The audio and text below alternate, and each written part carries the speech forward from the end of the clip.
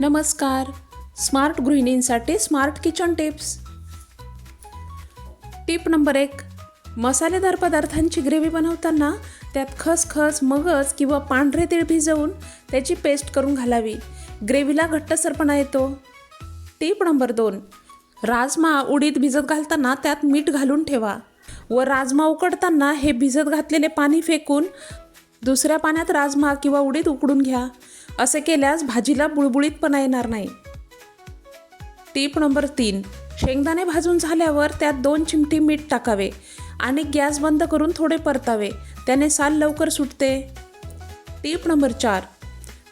पुदिना वाळवून पूड करून ठेवल्यास बिर्याणी, पुलाव तसेच दही वड्यामध्ये वापरण्यासाठी उपयोगी पडतो. Tip number 5.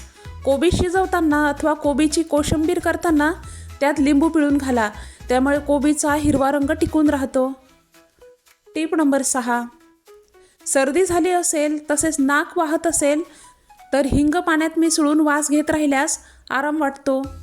Tip number 7. वातावरण बदलामुळे खोकला येत असेल तर मनुका भाजून खाव्यात. खोकल्यात आराम वाटेल. Tip number 8. जे लोक बौद्धिक कष्टाची कामे करतात त्या लोकांनी फळे, कोशिंबीर तसेच कच्च्या भाज्यांचे सेवन जास्त करावे. त्यामुळेच त्यांना मेंदूची थकावट होणार नाही. Tip number 9. जर तुम्हाला खाज तसेच कोरडी त्वचा त्रास देत असेल तर नारळ तेलात लिंबाचा रस मिसळून त्यावर लावा. Tip number 10. डोळ्यांना काजळ लावल्यामुळे डोळ्यांचे सौंदर्य तर वाढतेच, परंतु त्याचबरोबर डोळ्यांचे तेजसुद्धा वाढते. Tip number 11. कपडा भिजवून बेंबीवर ठेवल्यास लघवीला होणारी जळजळ थांबते. Tip number 12. टॉयलेटमध्ये गेल्यावर कधीही बडबड करू नये. त्यामुळे विसर भोळेपणा येतो आणि बुद्धीसुद्धा कमजोर होते. Tip number 13. आयब्रो विरळ असतील तर दररोज कोरफडीच्या जेलमध्ये एरंडाचे तेल मिसळून त्यावर लावा. यामुळे आयब्रो दाट होतात. फक्त एरंडेल तेल लावले तरीही चालेल. Tip number 14. कावीळ झाल्यास दुधाचे सेवन करू नये. Tip number 15. शारीरिक कमजोरी असेल तर औषधे न घेता दररोज खजुराचे सेवन करा. 2-3 खजूर दुधात उकळून पिण्यास सुरुवात करा. थोड्याच दिवसात फरक जाणवेल. Tip number 16. रिकाम्या पोटी फुटाणे अथवा भाजलेले चणे खाल्ल्यास हाडे मजबूत होतात व हार्ट अटॅक होण्याचा धोका कमी होतो. Tip number 17. सरळ झोपल्यामुळे घोरण्याचे प्रमाण वाढते.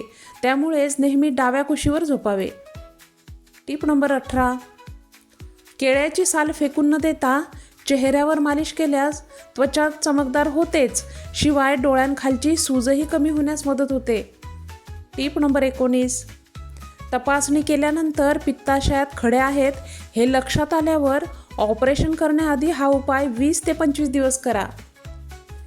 त्यासाठी पपईच्या मुळीची पावडर 6 ग्रॅम घ्या. 1 कप पाण्यात घालून दररोज सकाळी उपाशीपोटी घ्या. पित्ताशयातील खडे विरघळून जातात. Tip number 20.